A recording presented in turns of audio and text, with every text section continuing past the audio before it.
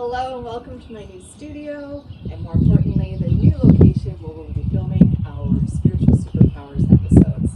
So come on in and have a look at how using Feng Shui will keep us healthy, and prosperous. Come on in.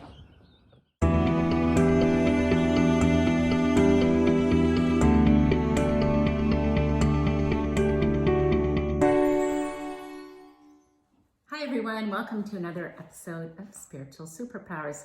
This is Dawn, I'm Caron, and we have a very interesting episode for you today. That's right. I recently moved into my new house, and where our home gym was previously got emptied into the new house. And every once in a while, if I do happen to see a client, I will set up my table in the gym. And since it was empty and I had COVID, I couldn't see anyone, I couldn't do anything. I thought, oh, you know what? I'm gonna redecorate. And one of the things that I studied in the late 90s was Feng Shui. I studied with the American Institute of Feng Shui. Oh. And I use it a lot with my psychic investigation. So I thought I would incorporate Feng Shui into my new space. And let's talk about what Feng Shui is for those of you that don't know. I think a lot of you have probably heard of it before, but really may not know what it is. Right. Most people say Feng Shui or Feng Shui, but it's also a form of Chinese geomancy, Yes. which we've done an episode on before. Yeah, it was the episode where I went to Hawaii and there was some sacred spaces that I visited and we talked about geomancy then. Yes, so we'll include a little link above. And I think the most basic idea when it comes to Feng Shui is harmonizing and optimizing our environment and creating a healthy and prosperous flow of energy. there are 4 factors that play a role in Feng Shui. The first one is the environment, and of course that is the environment in which we live. I am so fortunate to be here in Caledon, living on a gorgeous 12-acre farm. I am surrounded by beauty and I'm surrounded by nature, and I just feel so blessed. Another factor is time, so that's like short-term and long-term goals. And then we come to people. So these are the people who are going to be occupying and utilizing the space in the dwelling. And an easy way for us to find out what trigram we belong to is just Googling it. It's based on our date of birth, and remember, it is based on the Chinese calendar. So with me being born in January, I actually fall to the year earlier, so I'm a 1979, which makes me Zen. I'm a part of the East group. The fourth factor is the dwelling, the actual building itself. And it has its own trigram as well. And how I figured out which trigram this structure belongs to is I stood outside out front and I took compass readings with my compass and found out that, to my surprise, this dwelling is the exact same trigram as myself, which just makes it such a perfect match. Here is a little clip of how I decided to decorate my new studio based on the principles of Feng Shui.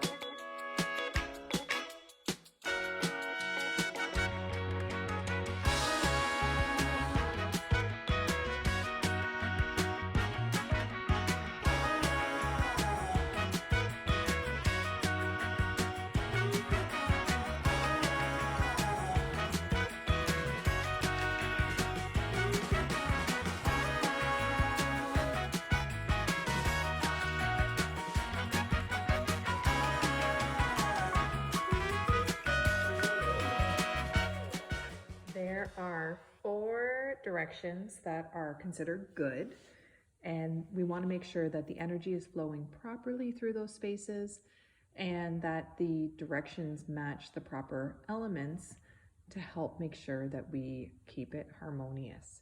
Lucky for me, F1 is really good for prosperity and respectability. This just happens to be the same spot where I spend most of my time doing clinical work and then also studying.